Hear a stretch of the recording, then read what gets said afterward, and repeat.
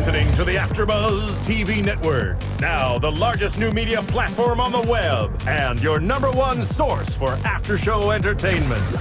Very good, Keith. Johnson.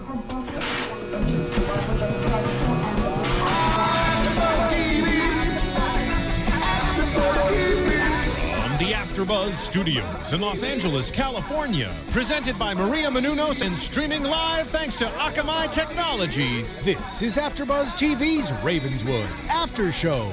We'll break down tonight's episode and get you all the latest news and gossip. And now, another post-game wrap-up show for your favorite TV show. It's AFTERBUZZ TV's Ravenswood After Show. Hi, Ravenswood fans. We're back doing another recap of Ravenswood Season 1, Episode 9, Along Came a Spider, and we have a very special intro for everyone to remind us what we're talking about today. I'm your host, Emma Kay, and joining me is Sarah Giraud. What's up, everyone? So, very interesting and creepy, weird things going on in Ravenswood. Yeah. I'm really trying to decide who I want and who I like, whose side I'm taking, but it's so difficult because one minute you see people making a pact, making a deal, and the next minute you see what you believe are opposites, sides and not allies joining together. So how do you feel about that? I think it's very interesting. I kind of like that we thought we knew what was going on with Collins, and then at the end we were like, whoa, that is not what I thought at all. So I think it's good that they're flip-flopping a little bit because it makes it more exciting. Okay. Do you think they're just putting it out there for people to have second-guess themselves and their opinion about Collins, or do you think it's actually true that he really is bad? I think they're leaving it up for us to speculate and guess. At this point, I really want to think he's good still, but that scene at the end where he was sitting there with Dylan really made me second guess my whole opinion about him. Well, let's start talking about Collins because he seems to be more involved in this episode than he has previously. Mm-hmm. First, we find out that he has replaced Luke's and Olivia's dad's gravestone. Yeah. And he has replaced it with a material that you're not able to tag or to spray or to do anything. So I don't know if that was done to help them out or that was done because he needed the old tombstone for another reason. Yeah. Or it was done to make everybody think that he's this nice guy when really it wasn't a gesture that we should be thinking of as positive. But it's hard to say at this point. But no one knows except their mom and now the kids, of course. So yeah. It's not like he's going around and telling the whole town, I replaced the tombstone. So, you kind of wonder what is his motive behind what he does and everything that he does for their mom. And we get a little bit of introduction into backstory into why he's doing what he's doing. Mm-hmm. And it's like they go back when he's visiting their mom in jail. Mm-hmm. They go back to high school.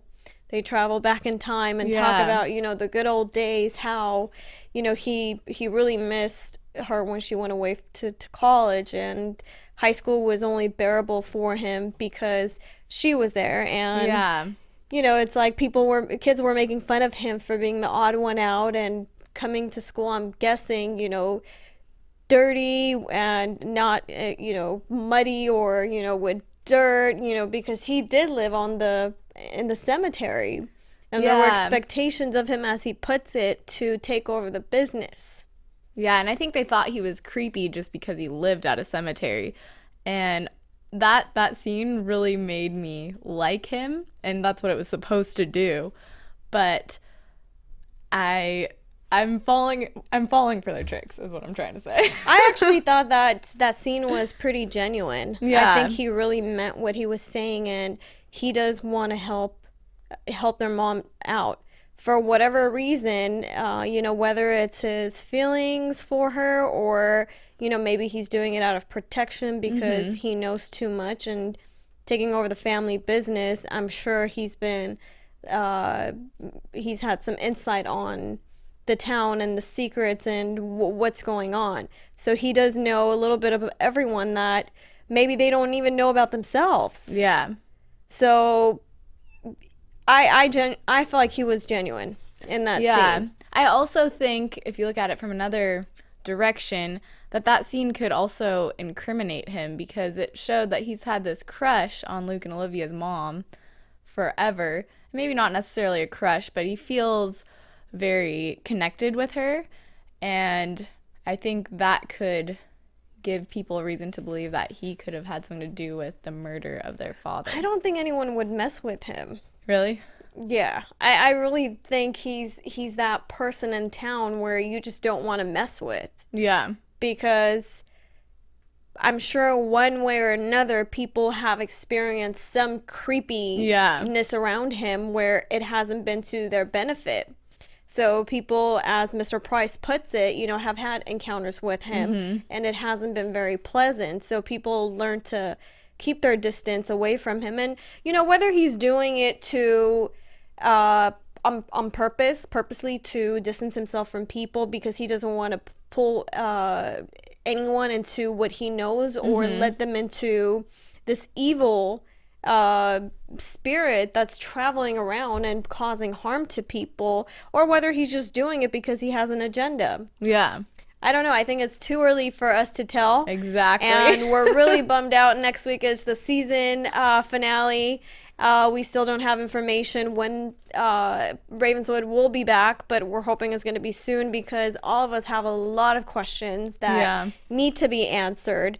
And I got, so many great tweets today, people giving me spoilers, and I'm like, I haven't even watched the show yet. Yeah. But it was amazing because, it kept me at the edge of my chair to, come here and watch the show and find out what's going on.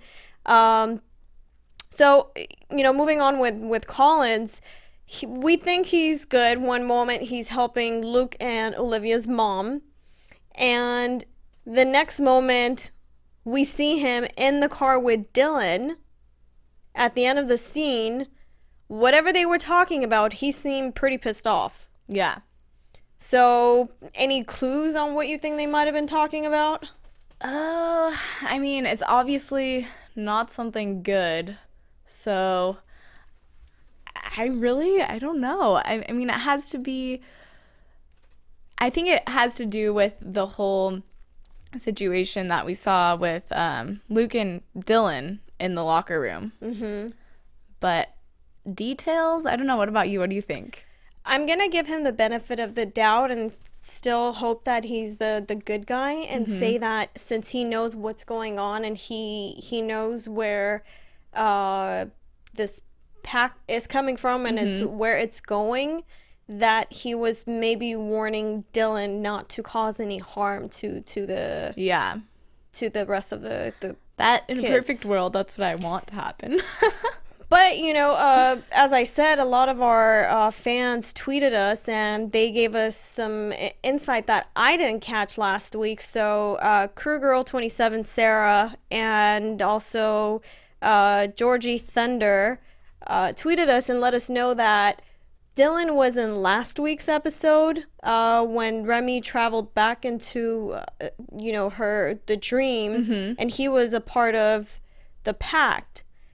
So I missed that. I'm not sure if you guys saw that. So if you did, make sure to let us know other details that we might have not caught because we're trying to get as much information as we can. So we definitely need all of your help and insight and expertise on this. But we also see Dylan's name in the chapel on the floor. Well, we see his last name. Yeah. So it ties a whole story together, and it explains, the reason why he was away. Yeah. From what he claims his parents sent him away. And Olivia is just so naive to believe him. And it's like, as soon as he shows a little bit of affection, comes back, she drops everything and she's like, okay, I apologize for being negative. Forgives him. And I'm like, what is wrong with you? Is that like what happens in a perfect world? Yeah. I hope so, because that's not how it works in my world. Yeah. Oh my gosh. Yeah, maybe you should be giving Olivia some advice. I would love to. Maybe we could get them, to come in and give us a, one-on-one what happens in Ravenswood. Maybe we could have them come to Hollywood and teach us a couple of things. Yeah, that was shocking how easy she gave up. Because when he walked in, like, when she opened the door, she looked like she was going to faint or something. And then that whole scene, it just pissed me off. She stood her ground for probably like a second, and then she just gave in to whatever he was saying. Yeah. And I looked at her and I said, God, I really wish Luke was home right now. Yeah. Because she's just, she's caught up in so many things. She doesn't want to turn to someone who she trusts or thinks she trusts and loves for comfort and advice. So even as much as you're mad at a person, when you need them the most, I guess you just forgive or forget for the moment what's going on. Yeah, I think there's a little amnesia issue right now. But Luke hasn't forgotten. When he comes home, he's pissed off. Oh my gosh. To see the two of them together. And, he definitely wants answers, but he kept his cool, goes upstairs, and decides to search for Dylan at school, at his house. So he finally finds Luke in I'm guessing he plays sports, so he, after their game, he finds him in the lockers.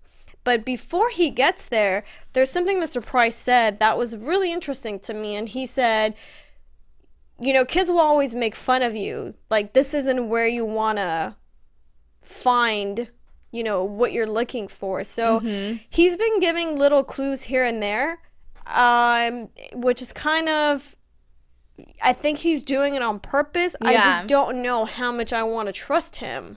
I don't trust him. Since we met him, I don't trust him at all. I think that he definitely has something to do, or because he's a historian, he's had little brushes with the pact and knows that there's something going on. And he could be trying to deter them from getting into trouble, but there's something a little weird about him, if you ask me.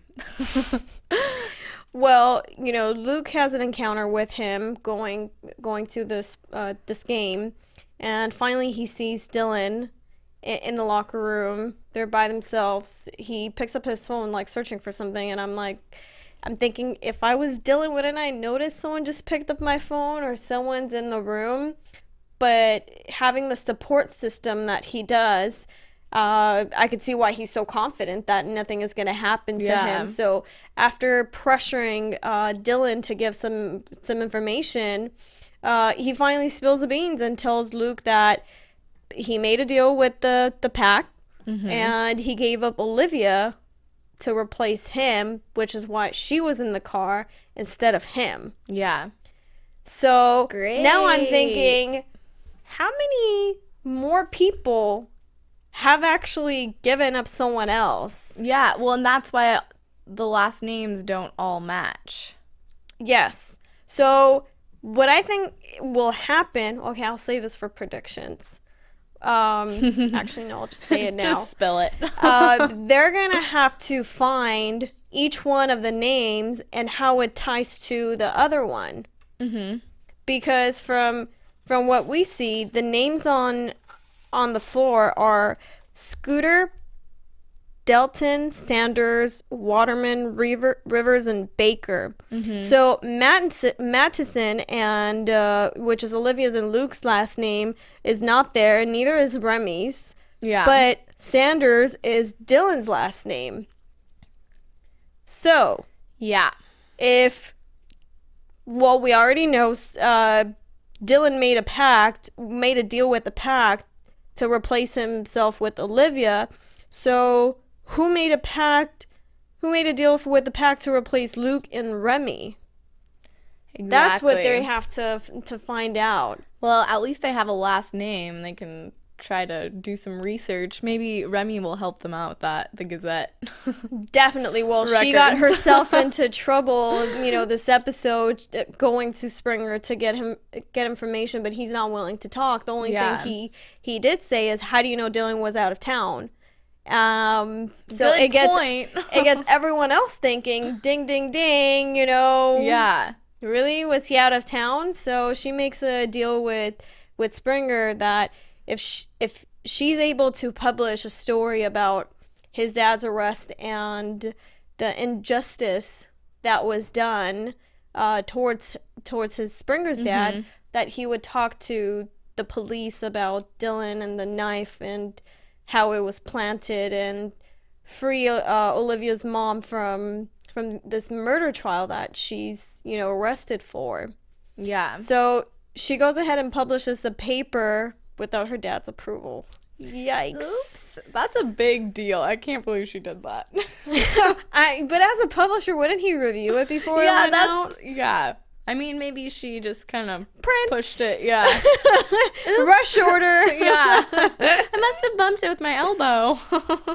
So she did publish the story, which now the whole town knows. So who knows what other can of worms are going to open up. Yeah. And her dad is upset and takes her completely off the paper. So she doesn't have a job at the Gazette anymore. So we don't know if she'll be able to get information now. Now they're going to have to break in. That's going to add a whole nother story. That's why they have Miranda. Yeah. Oh, duh. But one thing that I like how she puts her dad into place is saying, how he was saying their family has worked so hard. They've never had a voice and a name. So finally, her grandpa bought the Gazette, and now she's ruining the family name and she's ruining the business. And she says, what good is having a voice if you don't use it? Yeah. Which makes sense. It does, and I'm thinking, is it gonna make her dad think, what has he done, what has he not done, and reflect on that and start helping the innocent, because he sees what goes on. He knows when something is not, when there's injustice being done. And most of the time, I'm sure he sat back and not said anything because he wanted to please the town. Yeah, and he's worried about ruining the family name, which is so silly because really when it comes down to it, people want to know the truth. And he agrees with Remy that Springer's dad and the way he was accused and, going to jail was not fair. Yet he gets mad at Remy for publishing the story. So do you think Springer's dad had anything to do with the pact and maybe with discovering too much information that pissed off the wrong people? That's a really good point, because that would be the perfect solution. Let's just throw this person in jail who knows everything or knows some important things about the pact, and if they don't want that out, jail is a great place to put someone. I was thinking that, but then I'm like, why wouldn't they just kill him? Maybe they did. So you think they killed him? And I wouldn't go so far, but I think that was a more humane solution. Because can you imagine? I don't know. I guess they could have killed him. Maybe that's how Luke and Olivia's dad is dead. I mean, that's what we've been saying. Well, we know that their dad was trying to uncover information from his ex-girlfriend. So we definitely know he was getting information that he should not have, or maybe he was asking questions that he should not have. So we definitely know he was involved somehow. Yeah. So maybe they're just doing away with people in different ways so it doesn't look weird. I don't know. I'm kind of... Otherwise, if they just killed everyone who knew something, I think people would start to pick up on it. So they make it look like... But they don't care. People just go on with their day like nothing ever happened. That's true. But let's go back to the beginning of the scene. Who is that creepy lady in the cemetery? Ew, and why is Dylan the only on one that sees her? Not Dylan, I'm sorry. Why is Luke the only one that sees her? Ew. That was so gross, too. And I knew from the moment we watched that scene, she's kind of standing there and nobody was really acknowledging her. And then the spider came out of her face, and I was like, great, here we go. Okay, so one question I want to ask everyone, and I'm sure if I Google or open up a dictionary, I probably would get the answer, but what does a spider represent? Do you know? I would say, like, evil and poison. I don't know. They have 8 legs.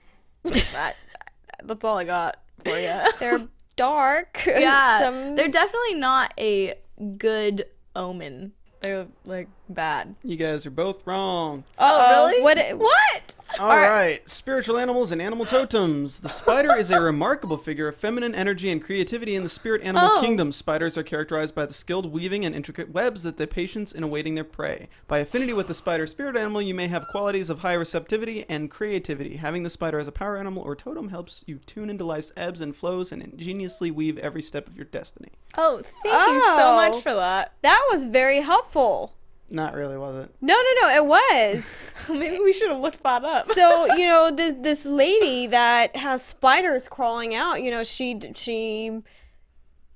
may not be so bad after all. Yeah. But do you think it's the same lady from the bridge when the car fell over? No. That lady was dressed way differently. It seemed like she's from the 1800s or something. Okay. So, I feel like she might be a crucial key into figuring information out because she's making herself available, but I think she's kind of giving them time to get used to having her around. Yeah. Because she's not doing anything to them. She's just looking at them. Yeah, well, and that spider connection, the only other time we saw a spider in this episode was when there was a spider on Caleb. And on the floor. Oh, yeah. On the names. That's true. And that was at the chapel. Mm-hmm. So she's obviously somehow connected to the chapel. Mm-hmm. Interconnected, like a web. Well, do you think she's the one that's, Collins is hiding in the chapel? Possibly. Maybe she obviously has information that he doesn't want them to find. So that's the only reason he would want them in there? I don't know. Predictions. These people are driving me nuts. Yeah. I want to know answers. I want to know who she is, what she's doing in that chapel, and I want to know how all those names are connected or who gave up whom, who made a deal, because there's people involved now that should not be involved. And we definitely know Remy was involved when she was a young girl. So who knows if her mom gave her up? Yeah. To save herself. Because it has to be someone you love, or else it wouldn't make sense to give someone up. It has to be something you're gaining, but you also have to sacrifice. Yeah, but then wouldn't Remy's mom be the wrong generation? But I'm going to call him Black Coat again. He did tell Remy that he saved his mom, remember? Oh, or else she would have been in dust and ashes like the rest of her fellow army.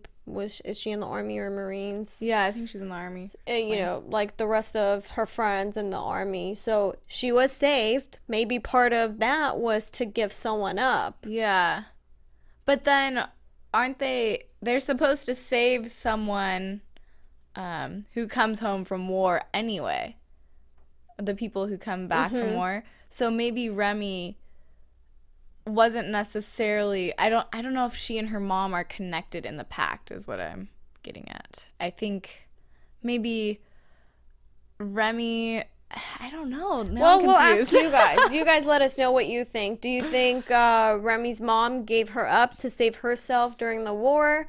And I also want to know what you guys think about Luke and Olivia's mom. Does she know more information about the pact that she's leading on?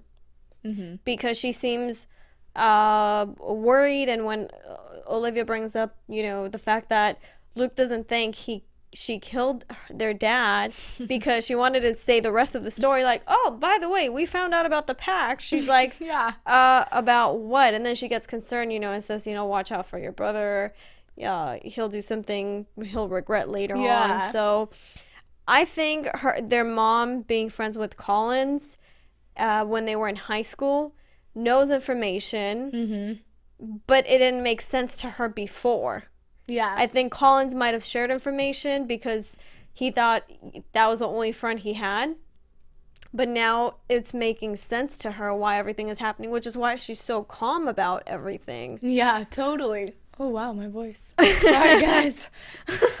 So Olivia has a pep talk from Miranda after Miranda eavesdrops in the conversation with Collins and their mom, and tells Olivia that she needs to go ask help from Collins, that if it was her, she would do anything to keep her mom around, and she wouldn't want to lose her mom. So I honestly thought she wasn't going to do it. Yeah, I didn't think that she would go to that extent, but I'm glad. What about you? Are you happy she did it? I'm happy, but I feel like it's going to come with a price. Yeah. Maybe not from Collins, but from the other team. Dylan is definitely up to works on something, and I just don't know what. Yeah, I can't think of a reason why Collins would get her out of there if he was trying to do something bad. Because those kids need their mom. Yes. And also, I don't know. Collins is just, I'm 50-50 about him. He's a mysterious man, that's for sure. He is. And he questions Olivia when she walks in the room about the broken glass and if her brother was there before. And, it's like, I think he should come out and ask them specific questions, not just go around, because they obviously know, and he knows that they know more. So why not just be straight up front with them? What's going on? Maybe that's part of the pact. He's not allowed to speak about it. That would be interesting if he opens up, and what happens to him. Maybe he would have to sacrifice himself. I think he would sacrifice himself, though. Would he? I think that it has to be more than that. It would have to be somebody he loves, or... Let's move on to my favorite scene in this episode. Caleb going back to school. That was awesome. Miranda's just waiting for him, lounging around. Where are we going for class? What's our next class? It's like, he's like, whoa, I haven't seen Luke, Olivia, and Remy today. Yeah. Like, really? My first thought when that was going on was, oh God, now everybody's going to think Caleb's crazy, and look what happened. Well, she definitely, sets the record straight for a couple of girls picking on Caleb. So now we also see her powers being used, and I kind of like it. Yeah, I think they're going to think that Caleb has magical powers, though. Oh, that's a good point. And then use my travel to Mr. Price, who might take special interest in Caleb. Yeah. Because he does warn him about Collins and says no one ever stays long working for him. Yeah, but also I think that Mr. Price knows a little more. And he's going to know if he sees any signs of Miranda that there's a ghost following Caleb around. And he was chased out of the chapel, yes, which he was trying to take pictures for the history museum. I really don't think that was a reason. Yeah, it seems a little I think fishy. he's under, a secret investigation of his own to try to prove something for against Collins, and that's why he was chased. So, the big question is what's in the chapel and why is it locked? Yeah. But I guess hopefully we'll find out next episode what goes on. Is there anything else that we missed in this episode? Not really. Hashtag don't trust Dylan. Yes, please don't trust Dylan. Yeah, I don't know. I saw that on Twitter before I watched it, and I was like, well, duh. But I couldn't. It was from actual ABC Family. And also, Caleb has an idea that Springer is blaming Dylan to distract to have a distraction away from Collins. What do you think about that?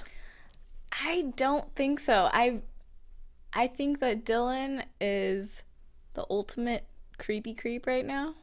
And I'm going to stand by my earlier prediction that Collins is good, even though I keep trying to prove that that's not true. I'm just trying to cover all the ground over here. But I think Springer's good, and Dylan's trying to frame him. So, once again, you guys let us know what you think. Do you think Collins, that Springer is diverting the attention away from Collins, or is he being honest about Dylan? And we also got tweets that the twins, the Redcoats, might be Dylan's sister. Oh. So we want you guys to, leave us a comment, rate us, start a chat with us on Twitter, and let us know what you guys think, because it helps us and it gets our curiosity and mind going for next week, so we know what to talk about and what to bring for you guys. So anything else?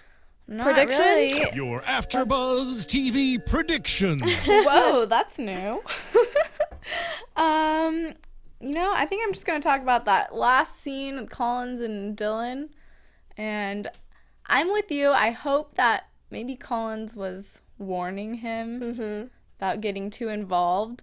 But as much as I want Collins to be good, it just seemed like there was something weird happening. Maybe he was telling him information in order, I don't know. I'm making up weird things now. But I'm going to predict and say the Collins family made a pact as well.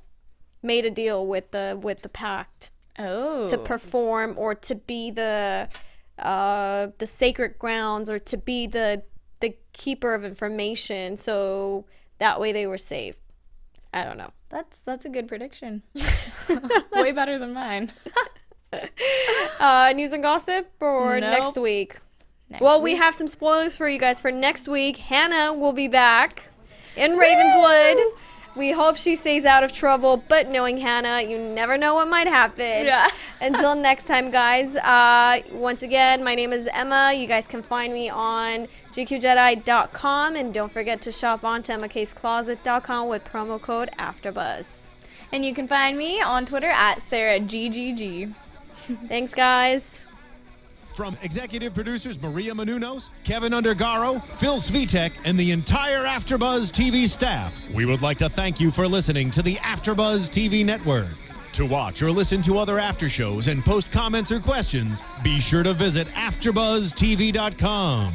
I'm Sir Richard Wentworth, and this has been a presentation of AfterBuzz TV. Buzz you later. The views expressed herein are those of the hosts only and do not necessarily reflect the views of AfterBuzz TV or its owners or principals.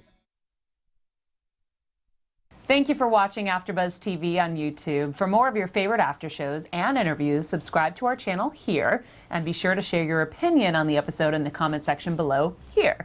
We'd love to see what you guys are buzzing about. Thanks again. Buzz you later.